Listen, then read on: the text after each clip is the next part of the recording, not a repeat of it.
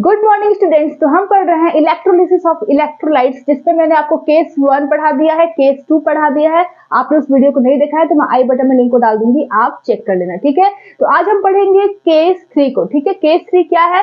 Electrolysis of aqueous NaCl with silver electrode. Case 1 और case 2 में हम जो इलेक्ट्रोड ले रहे थे वो इनर्ट इलेक्ट्रोड था, मतलब प्लैटिनम इलेक्ट्रोड था। तो वहां पे हमें प्रॉब्लम नहीं हो रही थी, वहां पर हम जो इलेक्ट्रोलाइट है उसका इलेक्ट्रोलिसिस हम करा रहे थे।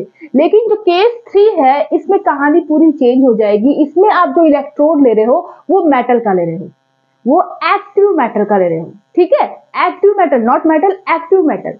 तो आप यहाँ पर जो केस 3 आ रही है, इस केस 3 में आपने एक्टिव इलेक्ट्रोड को लिया जो बना होता है एक्टिव मेटल से, जैसे सिल्वर से बना होगा, जैसे कॉपर से बना होगा, जैसे जिंक से बना होगा, आयरन से बना होगा। तो इस तरह के इलेक्ट्रोड को हम एक्टिव इलेक्ट्रोड्स कहते हैं। और ये जब आपके इलेक्ट्रोलिसिस में आते हैं, इलेक्ट्रोलिसिस में पार्टिसिपेट करते हैं, तो पूरी कहानी चेंज हो जाती है।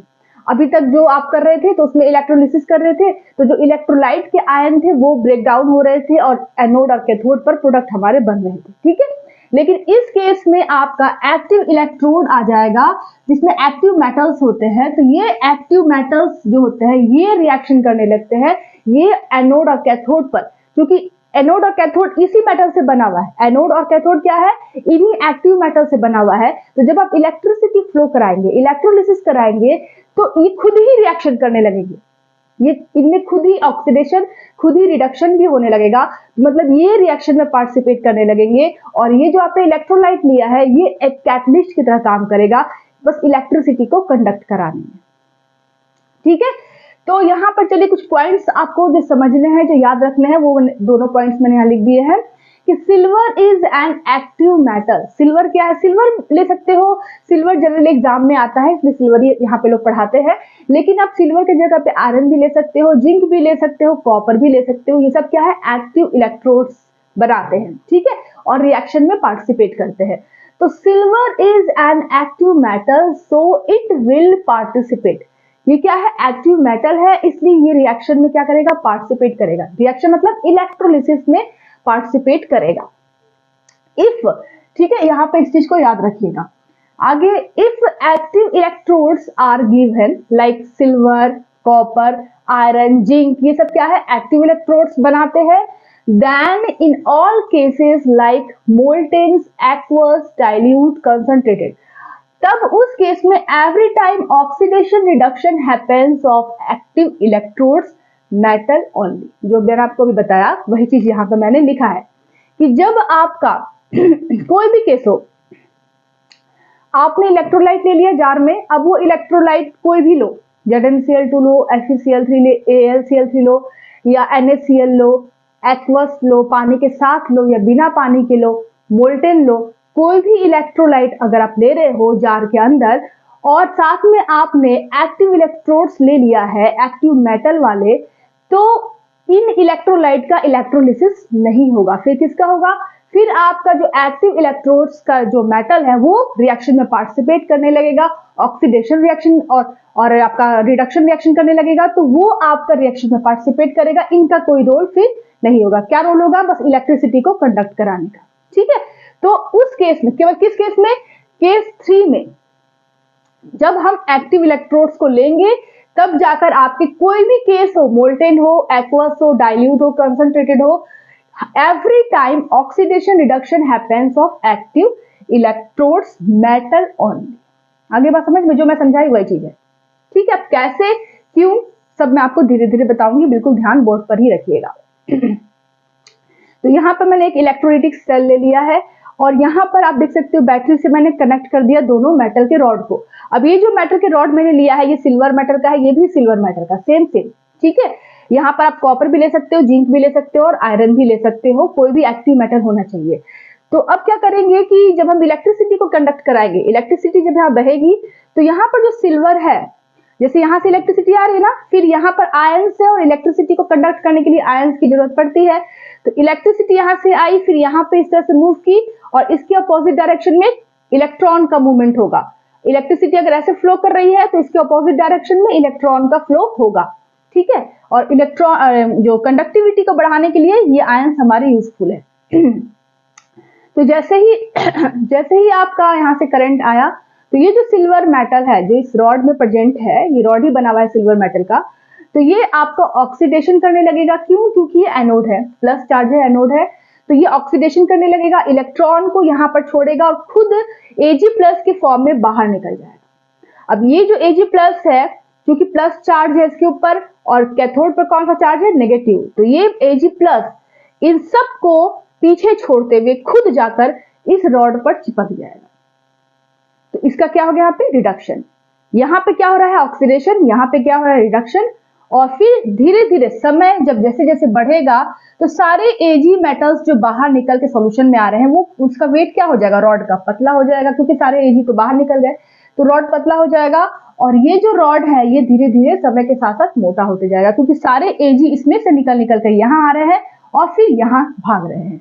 ठीक है, जो Ag है आपका सिल्वर, उसमें ऑक्सीडेशन हो रहा है, तो ये इलेक्ट्रॉन को यहाँ मूव छोड़ेगा और खुद ये बाहर आ जाएगा Ag प्लस के फॉर्म में, और यहाँ से ये मूव करेगा इस कैथोड पर और यहाँ पर चिपकना शुरू हो जाएगा। तो वक्त के साथ साथ आपका जो कैथोड है इसकी वेट बढ़ जाएगी, और वक्त के साथ साथ ये जो आपका क्या बोलते हैं इसको, एनोड है, इसका जो आपका साइज है वो पतला होते जाएगा, क्योंकि सारे Ag बाहर निकल रहे हैं और जाके Ag रॉड पर चिपक रहे हैं। ठीक है, अभी मैं केवल ऊपर ऊपर बता रही हूँ, अभी डिटेल्स से आपको बताऊंगी, टेंशन मत लो, अभी डिटेल्स से इसको बताऊंगी। अभी केवल मैं आपको बेस तैयार कर रही हूँ, ठीक है, कि क्यों Ag प्लस ही जाएगा, क्यों नहीं ये सब जाएगी। सॉरी, हाँ चलो यहाँ तक समझ में आ गया आपको। तो अब यहाँ पर क्या हो रहा है? ऑक्सीडेशन, यहाँ पे क्या हो रहा है? रिडक्शन। तो अब ये जो आयंस है ये इनकी क्या काम है? इनका काम है इलेक्ट्रिसिटी को कंडक्ट कराना। तो इसमें भी Ag प्लस है, यहाँ पर भी प्लस है, यहाँ पर भी प्लस है, तो इन तीनों में कौन कैथोड के पास जाएगा? ये सोचने वाली बात है ना, कि यहाँ पर भी Ag प्लस है, यहाँ Na प्लस है, यहाँ H प्लस है, इन तीनों में अगर कंपटीशन होगा तो Ag प्लस ही क्यों जा रहा है? ये क्यों नहीं जा रहा है? ये क्यों नहीं जा रहा है? तो इसका रीजन है इलेक्ट्रोकेमिकल सीरीज। इलेक्ट्रोकेमिकल सीरीज में आप देखेंगे कि Na प्लस H प्लस के ऊपर है और सबसे नीचे है Ag प्लस।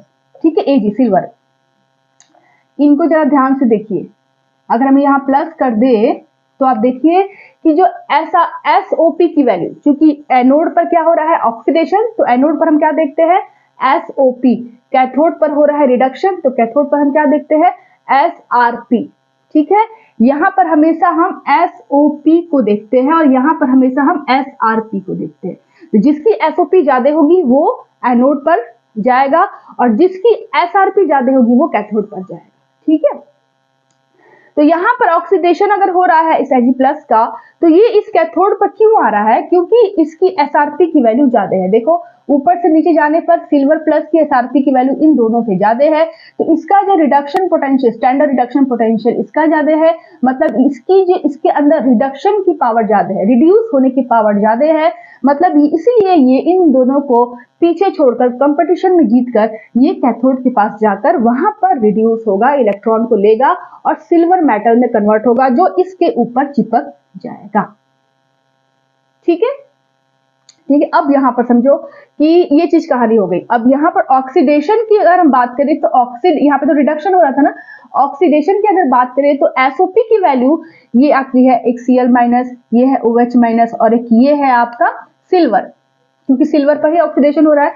तो silver, Cl minus, OH minus, इन तीनों में SOP की वैल्यू किसकी ज्यादा होगी? तो आप देख सकते हो कि SOP की वैल्यू सबसे ज्यादा है आपकी OH माइनस यहाँ पर है, Cl माइनस यहाँ पे है और Ag प्लस यहाँ पे है। तो आपका देख रहे हो कि सिल्वर जो है वो सबसे ऊपर है, SOP की वैल्यू सबसे ज्यादा इसकी है, सिल्वर से भी ज्यादा है, OH से भी ज्यादा है। इसका मतलब इसमें ऑक्सीडेशन इजिली हो सकता है, मतलब सिल्वर में ऑक्सीडेशन भी हो रहा है, सिल्वर में रिडक्शन भी हो रहा है। ठीक है, तो ये जो सिल्वर मेटल का जो बना हुआ रॉड है इसमें ऑक्सीडेशन होने लगेगा, क्योंकि इसकी ऑक्सीडेशन पोटेंशियल ज्यादा है, स्टैंडर्ड ऑक्सीडेशन पोटेंशियल ज्यादा है। तो जैसे ही आपने इलेक्ट्रिसिटी फ्लो कराया तो सिल्वर में आपका जो SOP की वैल्यू ज्यादा है, इसलिए ये ऑक्सीडाइज होने की टेंडेंसी इसकी ज्यादा है, ये ऑक्सीडेशन करने लगेगा, तुरंत ही इलेक्ट्रॉन को इस रॉड पर छोड़ेगा और सिल्वर प्लस के फॉर्म में बाहर निकलेगा और ये सिल्वर प्लस इस कैथोड पर जाने लगेगा। ठीक है, अब ये जो इलेक्ट्रॉन छोड़ा, ये इलेक्ट्रॉन ऐसे मूव किया और यहाँ पर आया और ये सिल्वर प्लस ने इसको ले लिया और रिड्यूस हो गया। तो इलेक्ट्रॉन का मूवमेंट ऐसे, करंट का मूवमेंट ऐसे, और ये जो चारों है ये सिंपल से बस खड़े होकर तमाशा देख रहे हैं, तमाशा नहीं देख रहे हैं, मतलब इनका बहुत बड़ा रोल है कि ये आपकी जो सॉल्यूशन है इसकी कंडक्टिविटी को बढ़ा रहे हैं इलेक्ट्रिसिटी के लिए, ठीक है। तो ये चीज हो गई पूरी कहानी कि अगर आप एक्टिव इलेक्ट्रोड्स को लेते हैं तो उस केस में आपका एक्टिव इलेक्ट्रोड्स रिएक्शन में पार्टिसिपेट करने लगता है। जब हम इलेक्ट्रोलिसिस कराते हैं तो एक्टिव इलेक्ट्रोड्स के जो मेटल होते हैं वही ऑक्सीडेशन और वही रिडक्शन रिएक्शन करने लगते हैं और प्रोडक्ट आपका मिलने लगता है, ठीक है। चलिए इसको नोट करना तो नोट कर लीजिए, अब मैं डिटेल से इसको बताऊंगी। सो स्टूडेंट्स, तो आप देख सकते हो कि यहाँ पर मैंने इलेक्ट्रोलिटिक सेल बनाया है और आफ्टर सम टाइम इस सेल में क्या क्या चेंजिंग हो रहा है उसको मैंने यहाँ पर रिप्रेजेंट किया है, ठीक है। चलिए देखते हैं। तो आपने यहाँ पे क्या लिया है, सिल्वर इलेक्ट्रोड को लिया है, तो ये आपका एनोड हो गया, ये कैथोड हो गया। जब आप इलेक्ट्रिसिटी को यहाँ पर फ्लो कराएंगे, जब आप इलेक्ट्रिसिटी फ्लो कराएंगे तो इन आयनों में भी हलचल होगी और इस रॉड में भी हलचल होने लगेगी, ठीक है, इलेक्ट्रिसिटी की वजह से। तो होता क्या है कि जो इन आयनों के मूवमेंट से पहले ही ये सिल्वर जो होता है, ये सिल्वर का जो रॉड होता है, ये अपना Ag प्लस के फॉर्म में सॉल्यूशन में आ जाता है इलेक्ट्रॉन को रॉड पर छोड़कर। जैसे ही आपने इलेक्ट्रिसिटी का स्विच ऑन किया, यहां पर हुआ, इनमें भी हलचल हुई, इस रॉड के मेटल में भी हलचल हुई और जब आपका रिएक्शन स्टार्ट होने वाला था, मतलब ये Na+ यहाँ जाने वाला था, ये Cl- यहाँ जाने वाला था, जैसे ही रिएक्शन स्टार्ट होने वाला था उसके पहले ही इस रॉड में प्रेजेंट सिल्वर के जो मेटल्स है वो क्या करेंगे कि सिल्वर प्लस के फॉर्म में सॉल्यूशन में कूद कर बाहर आ जाएंगे, ठीक है, जंप करके सॉल्यूशन में आ गए और अपने इलेक्ट्रॉन्स को इस रॉड पर ही छोड़ दिया। तो इस प्रोसेस को क्या बोलेंगे, ऑक्सीडेशन। सिल्वर अपने इलेक्ट्रॉन्स को छोड़कर लूज कर रहा है और आयन में कन्वर्ट हो रहा है, पॉजिटिव आयन में, तो इसको क्या बोलेंगे, ऑक्सीडेशन प्रोसेस। तो यहां से क्या हो रहा है, सिल्वर प्लस बाहर आ गया, इलेक्ट्रॉन को ही छोड़ दिया। अब ये इलेक्ट्रॉन इस वायर के थ्रू इस कैथोड पर आएगा और फिर इसके अपोजिट डायरेक्शन में करंट फ्लो करेगा, ठीक है। तो यहाँ पर आपका सिल्वर प्लस ने क्या किया, इस सॉल्यूशन में आ गया। अब क्या होता है कि आपका सिल्वर, अब यहाँ पे जो इलेक्ट्रॉन आपका आ रहा है E- आपका आ रहा है यहां से, ठीक है, ये E- यहाँ पर आया, E- और ये जो Ag+ है वो Na+ और H+ को कंपटीशन में हरा कर ये खुद ही इस कैथोड पर जाने लगा और इलेक्ट्रॉन को पकड़ लिया और इलेक्ट्रॉन को पकड़ने के बाद वो Ag+ Ag में कन्वर्ट हो गया, सिल्वर मेटल में कन्वर्ट हो गया और इसके ऊपर चिपकने लगा। फिर से बात समझिए, बिल्कुल ध्यान से बोर्ड पर ही देखिएगा। जैसे इलेक्ट्रिसिटी ऑन हुआ तो ये सिल्वर मेटल का जो रॉड है उसमें present silver metal oxidation reaction करने लगेगा, इलेक्ट्रॉन को लूज करेगा और Ag+ के फॉर्म में, आयन के फॉर्म में वो सॉल्यूशन में कूद जाएगा, आ जाएगा, ठीक है। और ये इलेक्ट्रॉन को यहीं पे छोड़ा, ये इलेक्ट्रॉन इस रॉड के थ्रू इस कैथोड पर आने लगा, ओके। अब यहाँ पर जब इलेक्ट्रॉन आया, क्योंकि नेगेटिव चार्ज है और ये पॉजिटिव है, कैथोड पर कौन सा चार्ज है, नेगेटिव, इस पे कौन सा चार्ज है, पॉजिटिव, तो ये इस पे जाने लगेगा कैथोड पर। तो अब आप बोलोगे कि यहाँ पर तो Na+ भी है, H+ भी है, तो ये भी तो जा सकते हैं ना इस पे, ये Ag+ ही क्यों जा रहा है, कंपटीशन तीनों के बीच में है, Ag+, Na+, H+, तो Ag+ इसलिए जाएगा क्योंकि Ag+ की SRP की वैल्यू, स्टैंडर्ड रिडक्शन पोटेंशियल की वैल्यू इन दोनों से हाई होती है और जिसकी SRP की वैल्यू ज्यादा होगी वही कैथोड पर जाकर वही विजय होगा, वही रिडक्शन करेगा, कंपटीशन में वही आगे रहेगा, ठीक है। तो इलेक्ट्रोकेमिकल सीरीज में Ag+ जो होता है वो Na+ और H+ से इसकी SRP की वैल्यू ज्यादा होती है। आप चार्ट खोलकर देख सकते हो, इलेक्ट्रोकेमिकल सीरीज को देख सकते हो। तो इस वजह से ये कंपटीशन में जीता और ये कैथोड पर गया, इलेक्ट्रॉन को लिया और इलेक्ट्रॉन को लेकर ये सिल्वर मेटल में कन्वर्ट हो जाएगा, ठीक है, और ये सिल्वर मेटल इस रॉड पर चिपकने लगेंगे। तो आफ्टर सम टाइम क्या होगा कि सारे के सारे इलेक्ट्रिसिटी की वजह से सारे के सारे सिल्वर मेटल जो है वो सॉल्यूशन में आने लगेंगे और इस पर जाकर चिपकने लगेंगे कैथोड पर। तो आफ्टर सम टाइम ये बेचारा रॉड एकदम पतला दुबला हो जाएगा और ये जो सिल्वर का रॉड है, ये सिल्वर चूंकि चिपक रहा है इस पर आके, इसका सिल्वर इस पर चिपक रहा है आके, तो ये आपका मोटा हो जाएगा, थिकनेस बढ़ जाएगी, वेट बढ़ जाएगा। तो आफ्टर सम टाइम इसका जो वेट होगा एनोड का वो बिल्कुल घट जाएगा और इसका जो वेट होगा कैथोड का ये बिल्कुल बढ़ जाएगा, क्योंकि सारे के सारे सिल्वर मेटल इस पे आके चिपकने लगे, वेट इसका बढ़ गया, ठीक है। साथ में क्या होता है कि इसमें जो भी आपका जो भी इसमें गंदगी जो भी चीज अभी ये जो चीज है ये इलेक्ट्रोलिसिस हम करा रहे हैं, ये इलेक्ट्रो रिफाइनिंग में यूज होता है। इलेक्ट्रो रिफाइनिंग क्या है वो मैं आपको अच्छे से अभी थोड़ी देर में बताऊंगी। तो यहाँ पर ये पतला होगा लेकिन साथ में कुछ गंदगी भी नीचे जमा हो जाएगी जिसे हम बोलेंगे एनोड मड। ये एनोड मड इलेक्ट्रो रिफाइनिंग या इलेक्ट्रोप्लेटिंग वगैरह में यूज होता है यहाँ पर, क्योंकि जैसे ये पतला हो रहा है ना तो इसमें कुछ जो गंदगी होगी वो नीचे आके जमा हो जाएगी, जो भी धूल मिट्टी या जो भी गंदगी होगा वो नीचे आके जमा हो जाएगा। तो इसको हम बोलेंगे एनोड मड, क्योंकि एनोड का ये बाई प्रोडक्ट है तो इसको बोलेंगे एनोड मड। ठीक है, और साथ में इसका वेट एकदम कम हो गया और इसका वेट एकदम ज्यादा हो गया।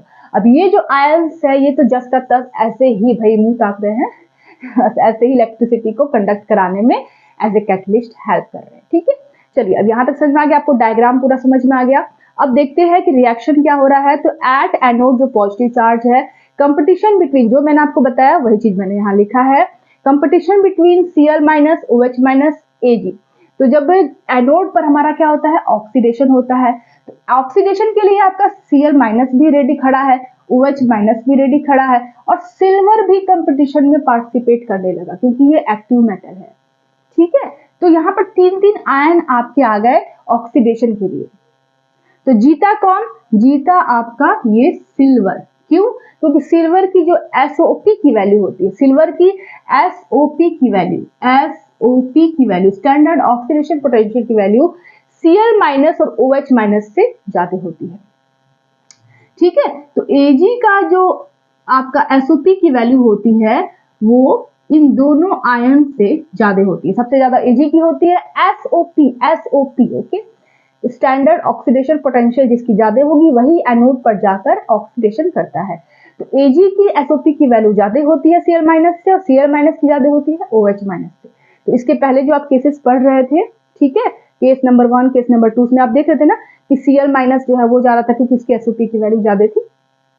जब डाइल्यूट केस आप ले रहे थे तो उसमें OH माइनस जा रहा था क्योंकि डाइल्यूट में वाटर के आयंस ज्यादा थे। तो ठीक है, तो यहाँ इस केस में क्या होगा कि सिल्वर जाएगा क्योंकि सिल्वर भी आपका कंपटीशन में पार्टिसिपेट करने लगा और इसकी SOP की वैल्यू ज्यादा होती है। ठीक है, इन दोनों आयन से SOP की वैल्यू लिखना चाहते हैं तो आप लिख सकते हो कि ज्यादा होती है। इस वजह से इसका ऑक्सीडेशन होगा सिल्वर का, ना कि इन दोनों का होगा। तो यहाँ पर सिल्वर रॉड जो है इसमें सिल्वर के बहुत सारे मेटल्स होंगे, तो वो क्या करेंगे, ऑक्सीडेशन रिएक्शन करेंगे और सिल्वर प्लस के रूप में बाहर निकल जाएंगे। देखो यहाँ पे सिल्वर रॉड में जो सिल्वर है ये कहाँ से आया है, ये सिल्वर, ये आपका इलेक्ट्रोड का जो रॉड है, इलेक्ट्रोड रॉड में सिल्वर के कई सारे मेटल्स होंगे ना, मतलब मेटल का पूरा बना हुआ है तो उसमें एक एटम तो होगा ना सिल्वर का, बहुत सारे एटमों से बना हुआ है। तो सिल्वर जो है वो ऑक्सीडेशन करेगा और इलेक्ट्रॉन को लूज करेगा और Ag प्लस में कन्वर्ट हो जाएगा। ठीक है, अब यहां से क्या हुआ कि ये इलेक्ट्रॉन जो है वो वायर के थ्रू कैथोड में आएगा और ये Ag प्लस सोल्यूशन में आ गया। अब सोल्यूशन में ऑलरेडी Na प्लस और H प्लस भी है। सोल्यूशन में कौन कौन से पॉजिटिव चार्ज है, Na प्लस भी है, H प्लस भी है, और एक नया आपका कंपटीटर आ गया Ag प्लस। पहले तो केवल यही दोनों थे पॉजिटिव, अब एक और नया कंपटीटर आ गया Ag प्लस। तो अब इन तीनों में कंपटीशन होगा एट कैथोड जिस पर नेगेटिव चार्ज है। देखो competition between sodium plus H plus Ag plus, competition में आपका Ag प्लस भी आ गया। अब Ag plus will get reduced, क्यों, क्योंकि इसकी SRP की वैल्यू इन दोनों से ज्यादा होती है। आपको पता है कि कैथोड पर क्या होता है, रिडक्शन होता है, और कैथोड पर वही आयन जाएगा, वही पॉजिटिव आयन जाएगा जिसकी SRP की वैल्यू ज्यादा होती है। तो अगर आप इलेक्ट्रोकेमिकल सीरीज देखेंगे तो उसमें आप ये पाएंगे कि जो सिल्वर होता है, सिल्वर प्लस, इसकी SRP की वैल्यू ज्यादा होती है किससे, H प्लस और Na प्लस से, SRP। ठीक है, इलेक्ट्रोकेमिकल सीरीज में अगर आप देखेंगे तो सिल्वर प्लस की जो SRP की वैल्यू है वो H प्लस से ज्यादा होती है और H प्लस की Na प्लस से ज्यादा होती है। तो इस केस में भी ये जीत गया। आपका जो तीनों कंपटीटर थे उसमें कौन जीता, Ag प्लस जीता। इसके अंदर रिडक्शन की पावर भी ज्यादा है। यहाँ पर आपने SOP के केस में इन दोनों आयन से कंपैरिजन किया था और आपका कैथोड के केस में आप इन दोनों आयन से कंपैरिजन करेंगे। तो ये सब इलेक्ट्रोकेमिकल सीरीज में दिया, ये मैं नहीं बता रही हूँ, इलेक्ट्रोकेमिकल सीरीज में दिया। तो वहां पर आप देखेंगे कि सिल्वर प्लस की SRP की वैल्यू ज्यादा होती है H प्लस Na प्लस से, इसलिए ये कैथोड पर जाएगा इन दोनों को हराकर, H प्लस और Na प्लस को हराकर ये Ag प्लस कैथोड पर गया और वहां पर ये रिड्यूस हो गया इलेक्ट्रॉन को लेकर। ये इलेक्ट्रॉन कहां से आ रहा था, ये इस रॉड से आ रहा था, एनोड से आ रहा था, ठीक है। तो इस इलेक्ट्रॉन को लिया ये Ag प्लस और किस में कन्वर्ट हो गया, सिल्वर मेटल सॉलिड में, सिल्वर मेटल सॉलिड में कन्वर्ट हो गया। अब ये जो सिल्वर मेटल सॉलिड बना वो इस पे चिपक गया, कैथोड पर आकर कहां पे चिपक गया, कैथोड पर चिपकने लगा, ठीक है। आ रहा है सिल्वर प्लस, रिड्यूस हो रहा है, चिपक रहा है, आ रहा है सिल्वर प्लस, रिड्यूस हो रहा है और चिपक रहा है। तो इसके वजह से इसका जो वेट है वो बढ़ने लगा, इतना ज्यादा सिल्वर खा रहा है कि इसका वेट क्या है, बढ़ गया पूरा, और ये बेचारा पतला हो गया क्योंकि सारा सिल्वर इसका चला गया, ठीक है। तो यहाँ पर रिएक्शन समझ लीजिए। आफ्टर सम टाइम, जो इंपॉर्टेंट है आपका, anode metal rod weight decrease and after some time anode metal rod decrease कर जाएगा और cathode metal rod weight increase, बढ़ जाएगा, ठीक है। एग्जाम में आता है तो नोट करना है तो नोट कर लो। सो स्टूडेंट्स, तो आपने देखा कि जो एनोड रॉड है समय के साथ साथ इसका जो वेट है वो कम हो गया और जो कैथोड रॉड है इसका जो वेट है वो समय के साथ साथ क्या हो गया, बढ़ गया, ठीक है। तो ये जो इलेक्ट्रोलिसिस हम करा रहे हैं इसका यूज कहाँ है, क्यों हम ये सब कह रहे हैं, क्यों इतना मेहनत करके हम इन चीजों को पढ़ रहे हैं, ठीक है। आपके दिमाग में ये बात आता होगा ना कि हम क्यों इतना मेहनत करके पढ़ रहे हैं, एग्जाम में नंबर लाने के लिए नहीं। इसका एप्लीकेशन, इसका यूज जो है वो रियल लाइफ में भी है, ठीक है। रियल लाइफ में भी इन इलेक्ट्रोलिसिस प्रोसेस का यूज है। जैसे कि आपका जो बड़े बड़े बिल्डिंग्स बनते हैं, जो घर बनते हैं, वो किस पर बनते हैं, लोहे की जो रॉड बिछाते हैं, सीमेंट डालते हैं, आपने देखा होगा बनते हुए बिल्डिंग्स को, घर को। तो जो लोहे के रॉड होते हैं तो वो हवा के संपर्क में आके वो रॉड जो है लोहे का वो क्या हो जाएगा, उसमें जंग लग जाएगी, रस्ट लग जाएगी, वो ब्रेक डाउन हो जाएगा, पूरा घर जो है फंस जाएगा, पूरा घर धंस जाएगा, ठीक है। तो इस लोहे के रॉड को जंग लगने से बचाने के लिए हम क्या करते हैं कि उसके ऊपर कोटिंग कर देते हैं जिंक की, निकिल की, ताकि जो आपका जिंक और निकिल है वो ऑक्सीडाइज हो, अंदर का जो लोहा है, आयरन है, वो ऑक्सीडाइज ना हो। तो इस प्रोसेस को हम गैल्वेनाइजेशन कहते हैं। तो ये जो प्रोसेस है ये किस प्रोसेस से हो रहा है, तो ये इलेक्ट्रोलिसिस प्रोसेस से हो रहा है। इलेक्ट्रोलिसिस का यहाँ पे रोल है। दूसरा रोल है आपका, जैसे कि जो लड़कियां होती है या औरतें होती है वो दूसरों को जलाने के लिए या दूसरों को दिखाने के लिए जो सोने का हार पहनती है, नकली, ठीक है, नकली। असली वाला जो होता है वो 1 लाख 2 लाख का मिलता है, जो नकली वाला होता है वो आपको 100 200 500 या 1000 में मिल जाता है। तो ये जो नकली गहने होते हैं, हार चूड़ियां सब देखा होगा आपने, नकली पायल भी आता है, नकली हार भी आता है सोने का। तो इसमें क्या होता है, इसमें भी इलेक्ट्रोलिसिस प्रोसेस ही यूज होता है, ठीक है। आपका तांबा ले लिया गया या पीतल ले लिया गया और उसमें सोने का पानी चढ़ा दिया गया, लोहा ले लिया गया उसमें सोने का पानी चढ़ा दिया, इलेक्ट्रोप्लेटिंग कर दी, इसको बोलते हैं इलेक्ट्रोप्लेटिंग, ठीक है।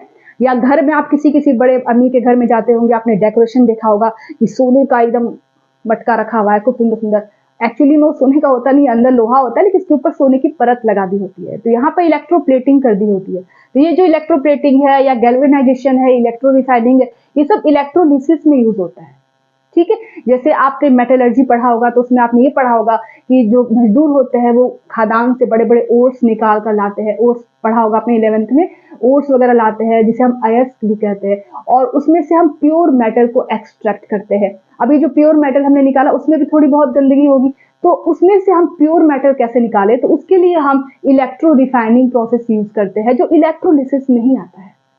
तो इसका बहुत सारा यूज है, डेली लाइफ में भी यूज है, ठीक है। चलिए सारे एप्लीकेशंस को हम पढ़ते हैं। तो यहाँ पर आपको सबसे अच्छा एप्लीकेशन पता है कौन सा लगा होगा, अगर लड़की हो आप लोग तो आप लोगों को जो नकली सोने के गहने बनते हैं वो वाला एप्लीकेशन आप लोग को बहुत अच्छा लगा होगा, ठीक है। ठीक है, चलिए तो देखते हैं एप्लीकेशंस ऑफ इलेक्ट्रोलिसिस क्या है। This method is used in refining of silver.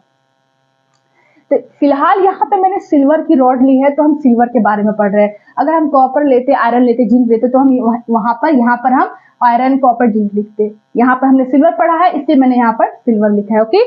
तो this method is used in refining of silver.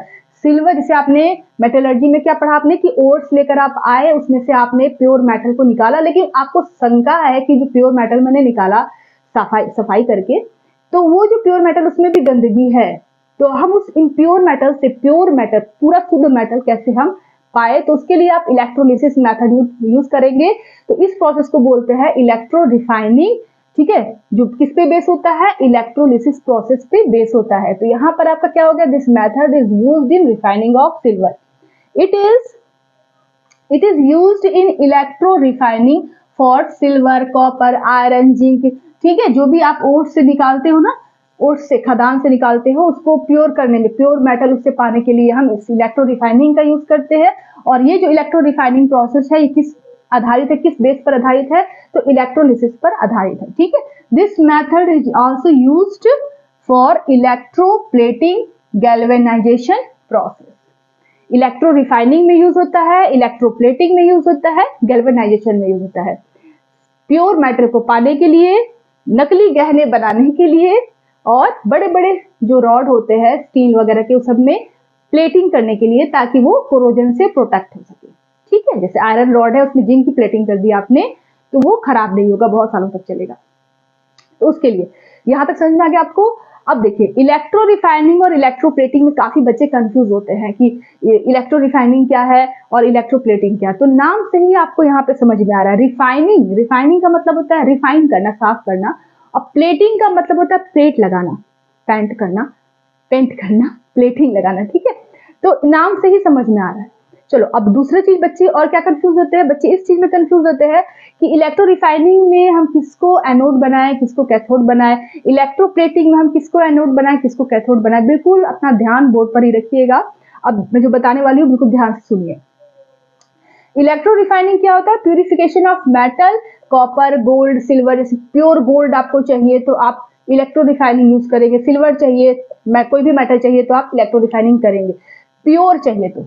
क्योंकि आप देख रहे हो ना यहाँ पर, ये जो सिल्वर का रॉड है, ये अगर हम इम्प्योर ले, अगर हम इसको इम्प्योर ले और इसको प्योर ले, तो समय के साथ साथ सारी गंदगी नीचे जमा हो जाएगी एनोड के फॉर्म में, और पूरा का पूरा प्योर मेटल इस पर आकर जमा हो जाएगा। तो हमें इम्प्योर से प्योर मिल गया।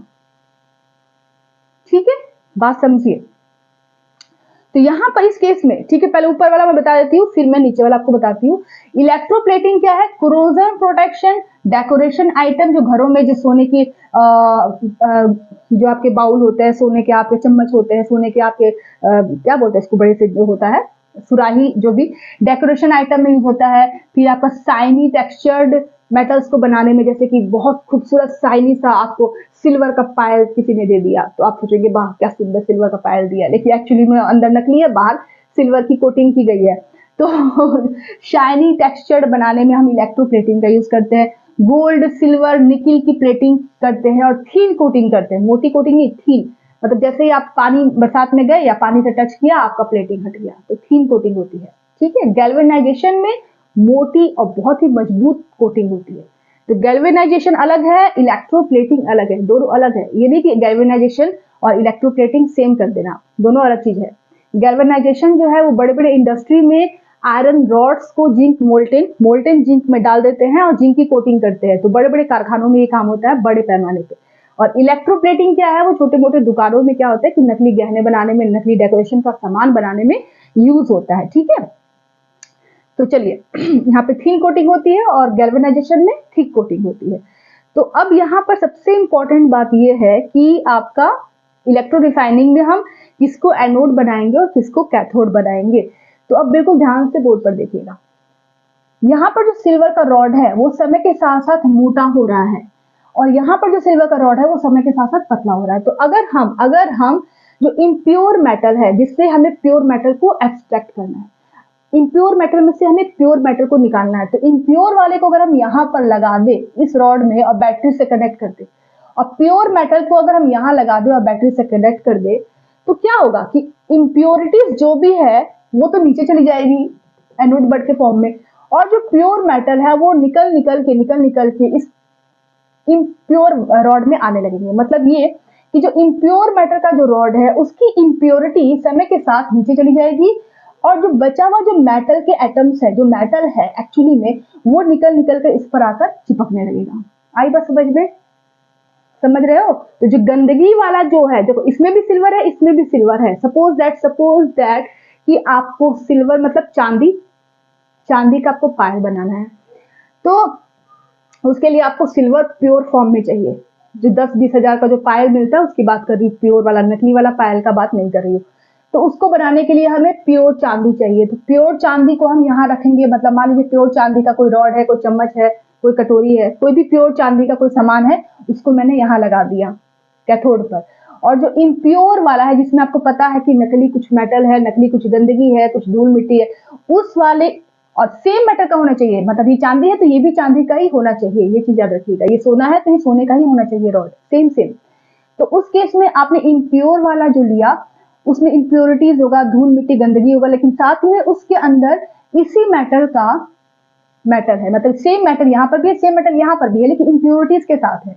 तो आप देखेंगे जब इसमें इलेक्ट्रिसिटी फ्लो कराएंगे तो आफ्टर सम टाइम क्या होगा कि सारे प्योर जो मेटल्स होंगे वो यहाँ निकल के आएंगे, बाकी इम्प्योरिटीज सारी नीचे जमा हो जाएगी, और प्योर जो सिल्वर है वो यहाँ आया, फिर यहाँ गया और इसको मोटा करने लगा। तो जो आपने चम्मच लिया था चांदी का कैथोड में, वो चम्मच क्या हो गया, मोटा हो गया, समय के साथ साथ बिल्कुल मोटा हो गया, प्योर चांदी आपको यहाँ पर मिल गई। इसका वजन बढ़ गया और इसका वजन कम हो गया, और गंदगी सारी आपकी नीचे जमा हो गई। आ गई बात समझ में? तो जब हम इलेक्ट्रो रिफाइनिंग करते हैं, सफाई का काम करते हैं, तो उस केस में इम्प्योर वाले मेटल को सेम मेटल होना चाहिए, दोनों के दोनों सेम होने चाहिए। तो इम्प्योर वाले मेटल को हम क्या बनाएंगे, एनोड, एनोड बनाएंगे, और प्योर वाले मेटल को हम क्या बनाएंगे, कैथोड।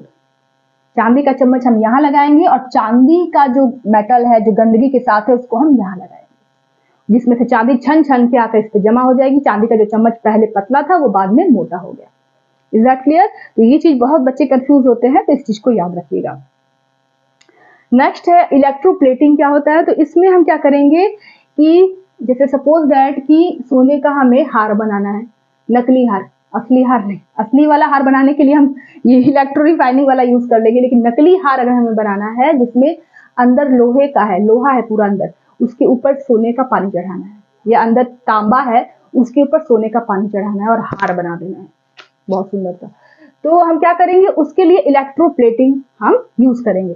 तो वहां पर देखो, अब यहाँ पर आपने वो मेटल ले लिया जिसके ऊपर आपको प्लेटिंग करनी है। सपोज दैट वो जो नकली गहना है उसके अंदर लोहा है, लोहा का है, वो लोहा है, ठीक है। तो आयरन का रॉड आपने ले लिया कैथोड की फॉर्म में, और आपको प्लेटिंग किसकी करनी है, सोने की करनी है, गोल्ड की करनी है।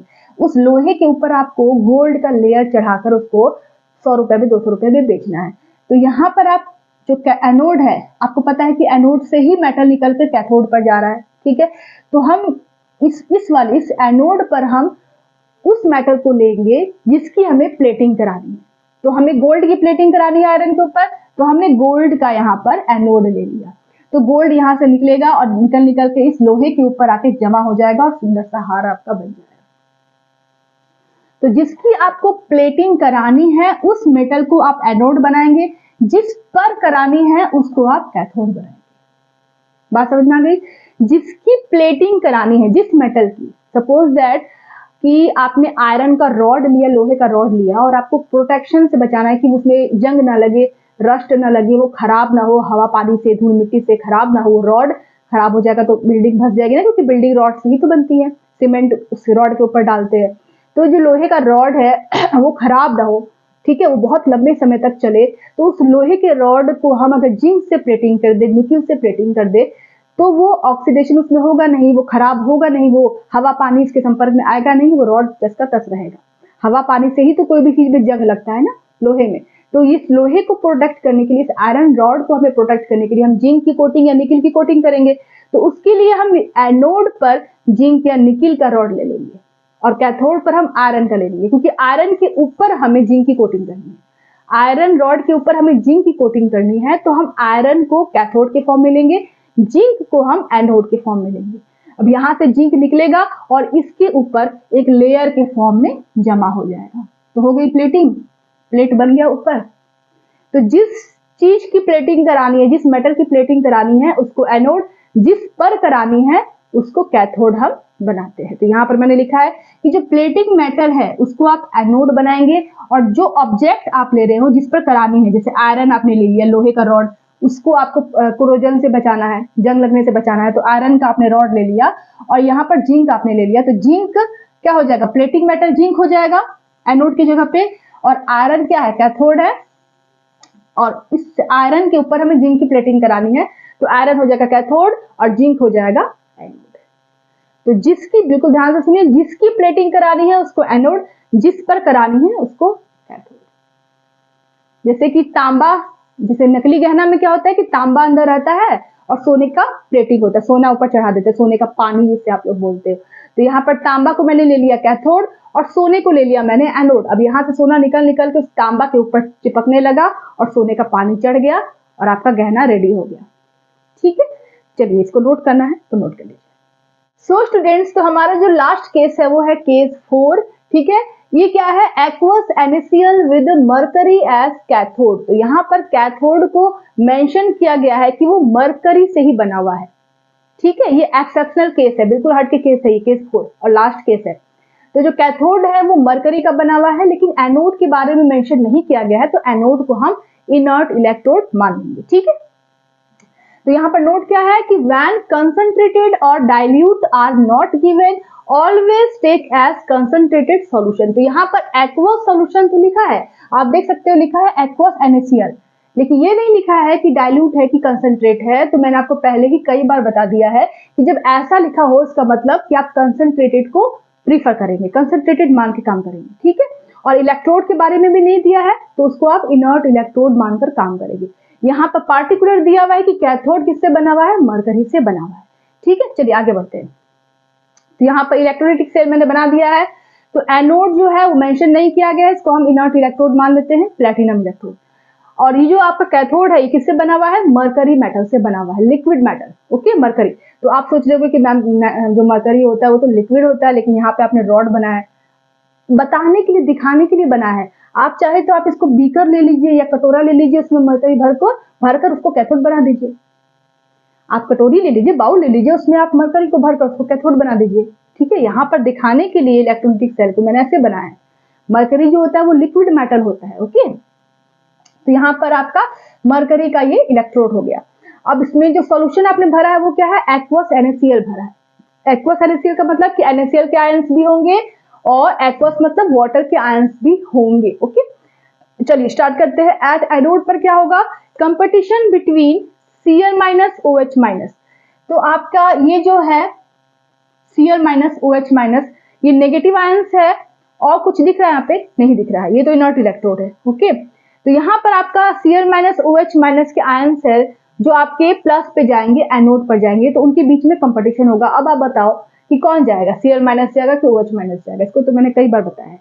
ये आपका कौन सा सोल्यूशन है, कंसंट्रेटेड वन है, डाइल्यूट नहीं है। डाइल्यूट होगा तो आंख बंद करके OH माइनस को आप एनोड पर भेजेंगे, कंसंट्रेटेड होगा तो Cl माइनस को भेजेंगे, क्योंकि Cl माइनस की SOP की वैल्यू ज्यादा होती है। Is that clear? जिसकी SOP की वैल्यू ज्यादा होगी वही एनोड पर जाएगा और उसी का ऑक्सीडेशन होगा, और जिसकी SRP की वैल्यू ज्यादा होगी वो कैथोड पर जाएगा और उसका रिडक्शन होगा। ठीक है, इस चीज को बिल्कुल याद कर लीजिए। तो competition between Cl minus OH minus ion if electrode are not given, assume it to be platinum electrode. Okay, जैसे ये प्लैटिनम इलेक्ट्रोड है। नाउ Cl माइनस का जो SOP का वैल्यू है OH माइनस से ज्यादा है, so Cl minus will get oxidize at anode. तो Cl माइनस कहाँ गया, Cl माइनस आपका गया कहाँ पे, ये वाला आयन एनोड पर गया और वहां जाकर ऑक्सीडाइज हुआ, इलेक्ट्रॉन को रिलीज किया। तो ये Cl इस तरह से एग्जिस्ट करता ही नहीं है, मोनोएटॉमिक नहीं होता है, डायटॉमिक गैस होता है। तो यहाँ पे 2 करेंगे, यहाँ 2 करेंगे और यहाँ 2 करेंगे। Is that clear? ठीक है, तो अब कैथोड पर ही आपको समझना है, एनोड पर जैसे आप पढ़ते आए हो वैसे करोगे काम, कोई प्रॉब्लम नहीं है। लेकिन एट कैथोड पर यहाँ पे थोड़ा सा एक्सेप्शनल केस है। क्या है, competition between sodium plus H plus. यहाँ पर कंपटीशन किसके बीच में हो रहा है, कैथोड में जाने के लिए, क्योंकि कैथोड पर नेगेटिव चार्ज है तो पॉजिटिव जाएगा, Na प्लस और H प्लस में से कौन सा जाएगा। तो according to SRP rule, electrochemical series के अकॉर्डिंग Na प्लस की SRP कम होती है, H प्लस की ज्यादा होती है, तो H प्लस को ही कैथोड पर जाना चाहिए और वहां पर जाकर हाइड्रोजन गैस को रिलीज करना चाहिए। ठीक है, according to rule. Okay, H plus would have reduced, but here is exception। यहाँ पर क्या है, एक्सेप्शन है, अपवाद है। क्या है, sodium plus will get reduced here। Sodium plus cathode पर जाकर रिड्यूस होगा। This is very important and this is important thing इस टॉपिक का, इस केस का यही सबसे इंपॉर्टेंट चीज है जो मैं आपको बता रही हूँ कि एनोड पर तो जैसे आप पढ़ते आए हो वैसा करोगे। कैथोड पर H प्लस जाना चाहिए क्योंकि H प्लस की एसआरपी की वैल्यू ज्यादा है, लेकिन जाएगा सोडियम प्लस, उल्टा। क्यों? क्योंकि रीजन क्या है? क्योंकि सोडियम जो होता है, सोडियम मेटल जो होता है वो मरकरी में, ये क्या है, मरकरी का बना हुआ है, मरकरी में हाईली सोल्यूबल होता है, हाईली सोल्यूबल, घुल जाता है उसके अंदर। सॉल्वेशन एनर्जी क्या होती है कि कोई आपका इलेक्ट्रोलाइट है वो सॉल्वेंट में घुल गया और जो एनर्जी डेवलप हुआ, जो सॉल्यूट है वो सॉल्वेंट में घुला, और जो सॉल्वेशन प्रोसेस क्या होता है, यही ना होता है। तो एनर्जी जो बाहर निकला वो स्पॉन्टेनियस प्रोसेस है, एनर्जी बाहर निकल रही है, तो ये फेवरेबल कंडीशन है। ठीक है, कहने का मतलब ये हुआ, बात समझो मेरी, बिल्कुल ध्यान से मेरा बात सुनो और समझो। ये सोडियम प्लस है, ये आपका इस मरकरी में जाने लगेगा। क्यों जाने लगेगा? क्योंकि जो इस सोडियम मेटल जो होता है ये मरकरी में हाईली सोल्यूबल होता है, इजिली सोल्यूबल होता है। ठीक है, तो ये इसको अट्रैक्ट करेगा मरकरी की, आओ भाई मेरे पास सोल्यूबल हो जाओ, खुल जाओ मेरे पे, तो ये इजिली सोल्यूबल होता है, तो ये यहाँ पर जाने लगेगा। अब क्या होता है, यहाँ पर जैसे ही सोडियम यहाँ पे गया तो एक एनर्जी डेवलप हुई, एक एनर्जी रिलीज हुई, और किसी भी प्रोसेस में अगर एनर्जी रिलीज होती है तो वो स्पॉन्टेनियस होता है, वो फेवरेबल कंडीशन होता है। हम एनर्जी नहीं दे, हम नहीं कर रहे कि हाँ भाई H प्लस जाओ सोडियम प्लस जाओ, हम नहीं बोल रहे हैं। ये सोडियम प्लस खुद ब खुद वहां जा रहा है क्योंकि ये एक स्पॉन्टेनियस प्रोसेस है, क्योंकि इसमें हाईली सोल्यूबल है, और सोल्यूबल होने के बाद, घुलने के बाद वो एनर्जी रिलीज कर रहा है, जिसे हम सॉल्वेशन एनर्जी कहते हैं। ये एक स्पॉन्टेनियस प्रोसेस है, ये एक अपने आप होने वाला प्रोसेस है, एक फेवरेबल कंडीशन है। ठीक है, तो इस वजह से ये अपने आप हो रहा है, इसे हम नहीं कह रहे। ठीक है, तो सोडियम जाके मरकरी में जाके घुल जाता है, घुलकर वहां पे एनर्जी रिलीज करता है, स्पॉन्टेनियस प्रोसेस। तो इस वजह से H प्लस जिसकी एसआरपी की वैल्यू ज्यादा होती है वो नहीं जा पाता है, क्योंकि वो सोल्यूबल नहीं होता है, सोडियम सोल्यूबल होता है। ठीक है, तो यहाँ पर कहीं पर भी अगर एनर्जी रिलीज होती है तो वो स्पॉन्टेनियस होता है, वो अपने आप होता है। ठीक है, इसको बाहर से नहीं किया जाता है, वो अपने आप होने वाला प्रोसेस है। तो सोडियम क्या है, वो गया कैथोड पर, इलेक्ट्रॉन को लिया और सोडियम मेटल में कन्वर्ट हो गया, जो हाईली सोल्यूबल होता है मरकरी में। अब यहाँ पर जो सोडियम है, सोडियम मेटल, S क्या है, सोडियम मेटल है, सॉलिड फॉर्म में है, ये मरकरी के साथ मिलकर क्या बना लिया, sodium amalgam. Sodium metal mercury के साथ मिलकर क्या बना लिया, सोडियम अमलगम, जो एक रिड्यूसिंग एजेंट होता है, आपने पढ़ा होगा।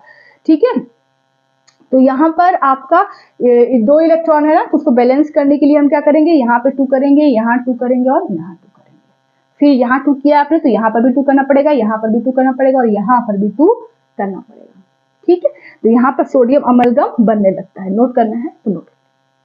सो स्टूडेंट्स, तो मैंने आपको जो बताया उसको मैंने यहाँ पे वर्डिंग में लिख दिया है ताकि आपको अच्छे से समझ में और अच्छे से आ जाए कि sodium plus will get reduce. Sodium plus he mercury cathode पर क्यों जा रहा है H प्लस की एसआरपी ज्यादा होने के बावजूद, क्योंकि sodium plus will get reduced here because sodium is highly soluble in mercury, then energy will release due to solvation process होगा वहां पे सोडियम का मरकरी के साथ, और एनर्जी रिलीज होगी जो क्या है, एक स्पॉन्टेनियस प्रोसेस है, अपने आप होने वाला प्रोसेस है।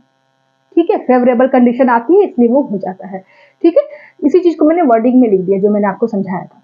अब यहाँ पर नोट क्या है, नोट ये है कि आपने तो सोडियम लिया था तो सोडियम अमलगम बन गया, लेकिन अगर कोई दूसरा मेटल वाला इलेक्ट्रोलाइट आप ले ले तो फिर तो कोई भी इलेक्ट्रोलाइट हो जो मेटल का बना हो, जैसे जिंक क्लोराइड ले लो या AlCl3 ले लो या दूसरा कोई मेटल का जैसे MgBr2 ले लो, तो जो मेटल का पोर्शन होगा, जो मेटल का जो पॉजिटिव पार्ट होगा वो आपका मरकरी कैथोड पर ही जाएगा, भले ही H प्लस की एसआरपी ज्यादा होगी तब भी। तो यहाँ पर कोई भी मेटल हो, सोडियम की बात नहीं हो रही है, जैसे MgBr भी होगा तब भी MgBr जाके मैग्नीशियम अमलगम बनाएगा, एल्युमिनियम होगा तो एल्युमिनियम मरकरी कैथोड पर जाएगा और एल्युमिनियम अमलगम बनाएगा।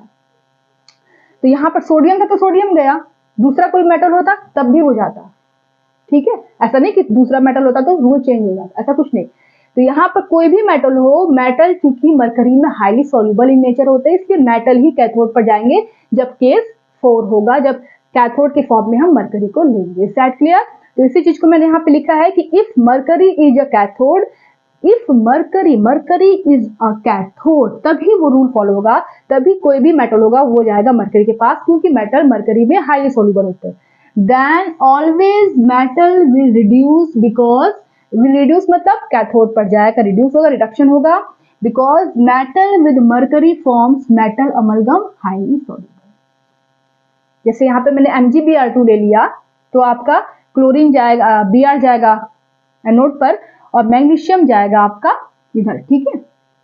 सपोज दैट कि मैंने यहाँ पर ले लिया MgBr2 तो आपका ब्रोमीन जाएगा एनोड पर और मैग्नीशियम जाएगा मरकरी कैथोड पर, और वहां पर क्या बनाएगा, मैग्नीशियम मरकरी अमलगम, मतलब मैग्नीशियम अमलगम, ठीक है। तो कोई भी मेटल होगा वो इस कैथोड पर ही जाएगा और जो नेगेटिव पार्ट है वो एनोड पर जाएगा, ठीक। चलिए तो यहाँ तक नोट कर लीजिए। सो स्टूडेंट्स, तो आपके इस इलेक्ट्रोलिटिक सेल में आपने कैथोड के फॉर्म में मरकरी को लिया था और इनर्ट इलेक्ट्रोड के फॉर्म में एनोड को लिया था आपने, और साथ में जो इलेक्ट्रोलाइट है उसको क्या लिया था आपने, एक्वस NaCl लिया था, ठीक है। एक्वस NaCl मतलब कि उसमें NaCl के भी आयंस होंगे और H2O के भी आयंस होंगे। अब कंसंट्रेटेड वन आपने माना था, ठीक है।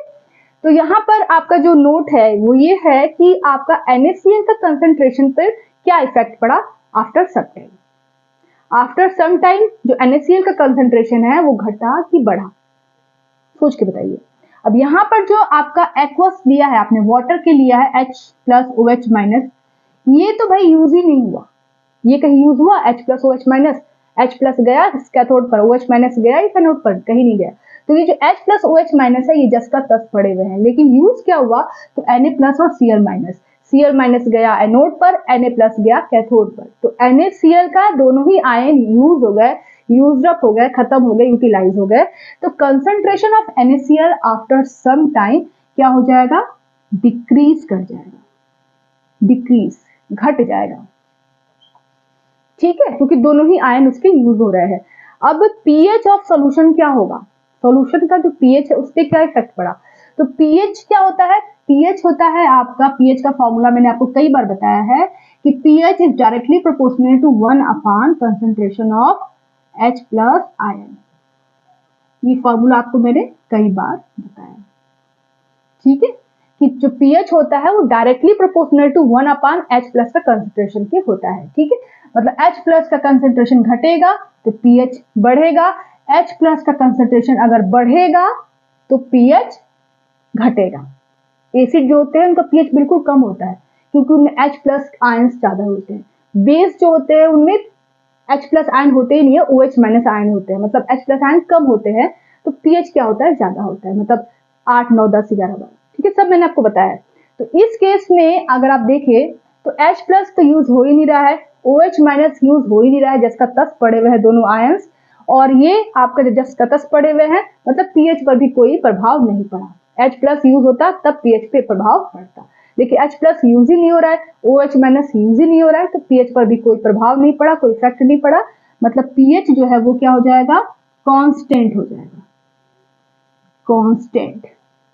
आगे बात समझ में कि आपका हाइड्रोजन आयन कंसंट्रेशन घटता बढ़ता तब pH घटता बढ़ता, लेकिन यहाँ पे हाइड्रोजन आयन कंसंट्रेशन जिसका तस है, OH- भी कहीं नहीं गया, H+ भी कहीं नहीं गया, जिसका तस पड़े हुए है सॉल्यूशन में, तो सॉल्यूशन का pH कांस्टेंट हो जाएगा।